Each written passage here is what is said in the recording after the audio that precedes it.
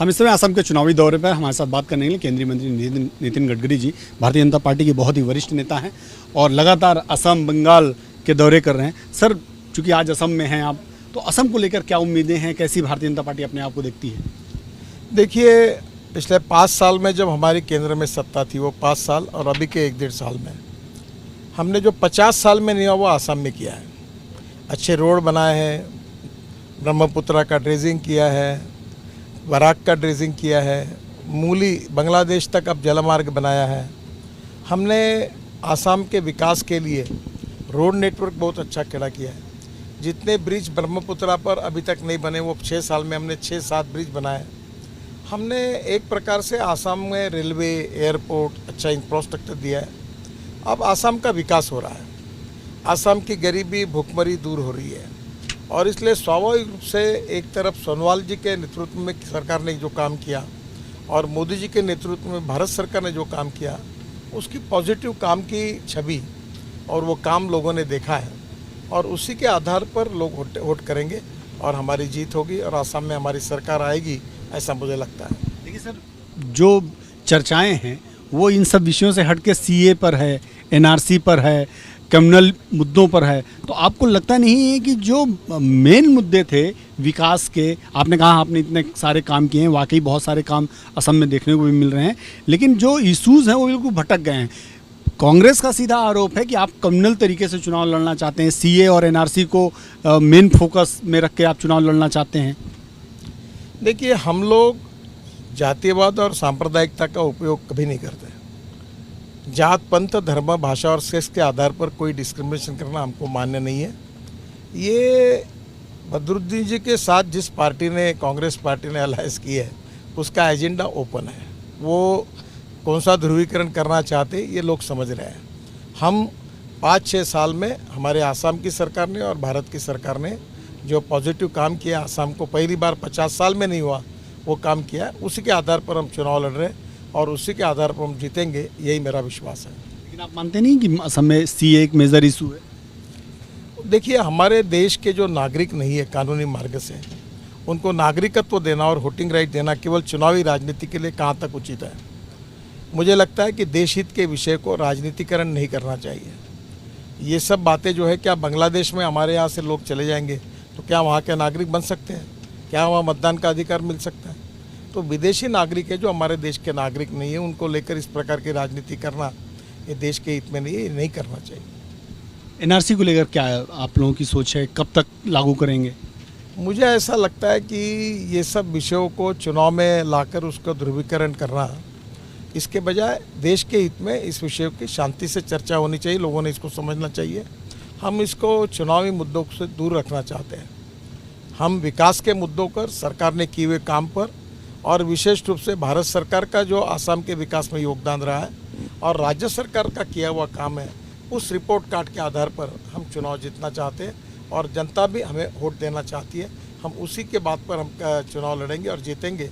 इधर उधर चुनाव के विषयों को घुमाना, जब हम हमारे काम पे जीत रहे तो हमें उधर घुमाने की कोई आवश्यकता नहीं है।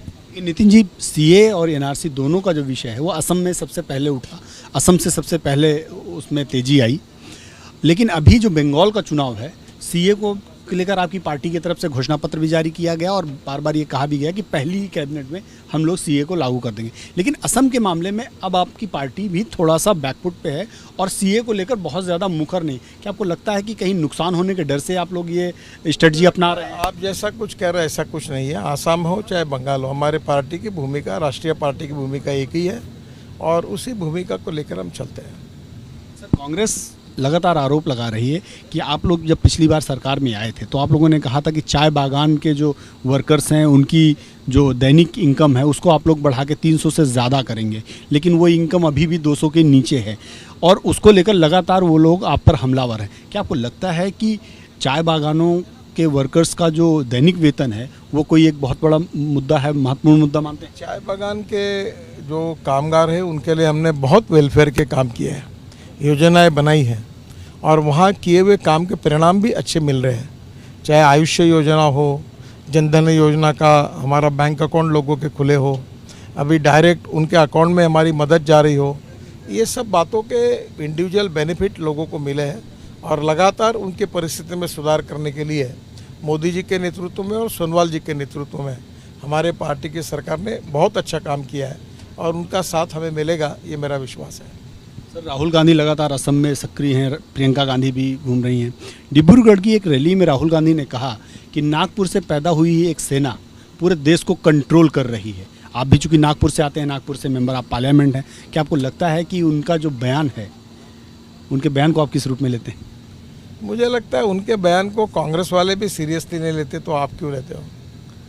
वो ऐसे बयान देकर वो कांग्रेस पार्टी का इतना नुकसान कर रहे हैं कि अब धीरे धीरे लोग भी उनके बयान को, मीडिया भी सीरियसली लेती नहीं। मुझे लगता है कि उदार अंतःकरण से उनको माफ़ कर देना चाहिए और उनके बयान को सीरियसली नहीं लेना चाहिए, यही अच्छा होगा। लेकिन ऐसा क्यों वो लगातार संघ को लेकर हमलावर रहते हैं? पहले डिब्रूगढ़ में बोले, कल उनका ट्वीट सामने आया कि संघ को मैं परिवार ही नहीं मानता हूँ क्योंकि संघ के परिवार में महिलाओं की इज्जत नहीं है।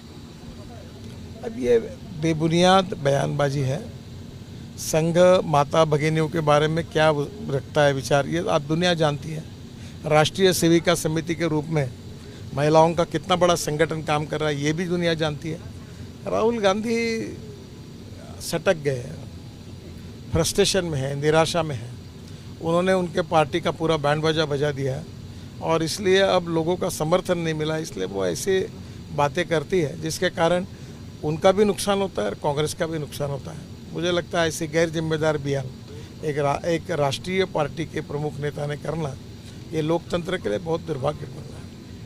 थोड़ा बंगाल की बात कर लेते हैं, क्योंकि बंगाल भी आप लगातार विजिट कर रहे हैं और पिछले बजट में ही बंगाल को लेकर आप लोगों ने कई रोड सैंक्शन किए हैं। करीब 25,000 करोड़ की जो रोड्स हैं उनके लिए आपने बजट प्रावधान किया है। क्या आपको लगता नहीं है कि राज्य में जो सरकार है उसकी वजह से कई सारी जो सड़क की बड़ी योजनाएं हैं वो अभी रुकी हुई हैं या पूरी नहीं हो पा रही हैं? तो अब राज्य में इस पूरी घटना को आप किस रूप में देखते हैं? आपको लगता है कि राज्य में सरकार बदलनी चाहिए? में हम लोग 2 लाख करोड़ के रोड बनाना चाहते थे। अभी भी हमारे रोड पाइपलाइन में है, टेंडर में है, पर हम अवार्ड नहीं कर सकते क्योंकि लैंड एक्विजिशन नहीं होता, यूटिलिटी शिफ्टिंग में अड़चने आती है, इंक्रोचमेंट नहीं हटाया जाता। अब रोड का हवा में थोड़ी बनाएंगे। तो बंगाल की सरकार का इसमें हर समय गतिरोध रहा, मदद नहीं रही और इसलिए बंगाल में अगर बीजेपी की सरकार आएगी और केंद्र में भी बीजेपी की सरकार होगी तो डबल इंजन विकास के लिए लगेगा और जिससे बंगाल की तस्वीर बदलेगी और बंगाल एक प्रगतिशील, समृद्ध और संपन्न राज्य बनेगा। और इसीलिए विकास के लिए, गरीबी, गांव, गरीब मजदूर, किसान के कल्याण के लिए लोगों ने भारतीय जनता पार्टी को साथ देना चाहिए, यही हम सबको अपील कर रहे हैं। तो परिवहन मंत्री आपने कभी बात नहीं की ममता बनर्जी से कि आखिर ये जो योजनाएं हैं उसको क्यों डिले? एमपी से बात की, मैंने बताया, पर दुर्भाग्यवश उसमें अच्छे परिणाम नहीं निकल पाए। अभी बंगाल का नतीजे क्या देखते हैं आप? देखिए बंगाल में पहले कांग्रेस का शासन था, वो भी लोगों ने अनुभव लिया। फिर सीपीएम का शासन आया अनेक सालों तक, वो भी लोगों ने अनुभव लिया। उसके बाद दोनों से नाराज़ होकर ममता जी को अवसर दिया, उसका भी लोगों ने अनुभव लिया। अब बंगाल की जनता परिवर्तन चाहती है, चेंज चाहती है और सशक्त विकल्प के रूप में भारतीय जनता पार्टी खड़ी है और निश्चित रूप से बंगाल की जनता परिवर्तन के लिए, चेंज के लिए भारतीय जनता पार्टी को चुनेगी। हमें मेजॉरिटी मिलेगी, हमारी सरकार आएगी और बंगाल के विकास को double engine Bharatiya Janata party का लगेगा। आप लोग सर इतना आश्वस्त हैं, लेकिन ममता बनर्जी तो कह रही हैं कि खेला हो बे। अब देखो किसका खेला होगा, ये चुनाव के बाद तो दिखेगा। मेन मुद्दे क्या मानते हैं बंगाल में? बंगाल में आप लोग तो इश्यूज़ पे लड़ रहे हैं कि वहाँ भ्रष्टाचार है, वहाँ पे हिंसा की बात हो रही है, लेकिन बंगाल में लगातार ममता बनर्जी आप लोग पर मुखर हैं कि आप लोग बाहरी हैं, आप लोग बंगाल में आके कब्जा करना चाहते हैं, बंगाल की अस्मिता को समाप्त करना चाहते हैं। बात तो ममता जी ने बंगाल में उन्होंने 5 साल में क्या किया इसके ऊपर चुनाव लड़ना चाहिए, वो बात ही नहीं करती। इसका मतलब उनको बताने लायक कुछ नहीं है और इसलिए बंगाल की जनता ये जानती है कि बंगाल के भविष्य किस में है।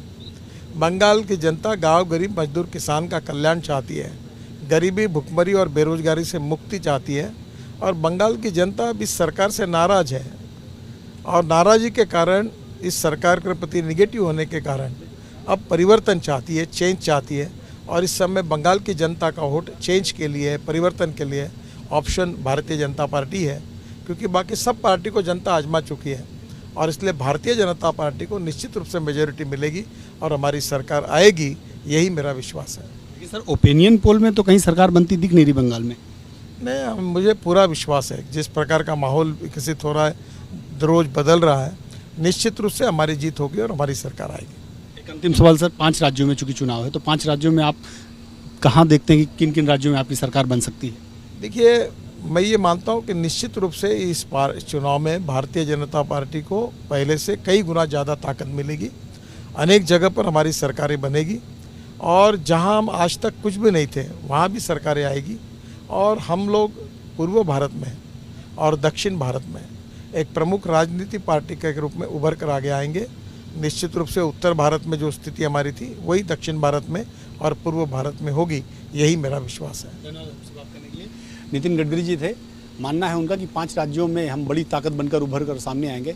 असम और बंगाल को लेकर बहुत आश्वस्त हैं और नितिन जी का मानना है कि बंगाल में भी सरकार बनेगी और असम में भी सभी मुद्दों को दरकिनार करते हुए भारतीय जनता पार्टी एक सशक्त सरकार बनाएगी। कैमरामैन मनोज के साथ नीरज पांडे, एबीपी न्यूज़, गुवाहाटी।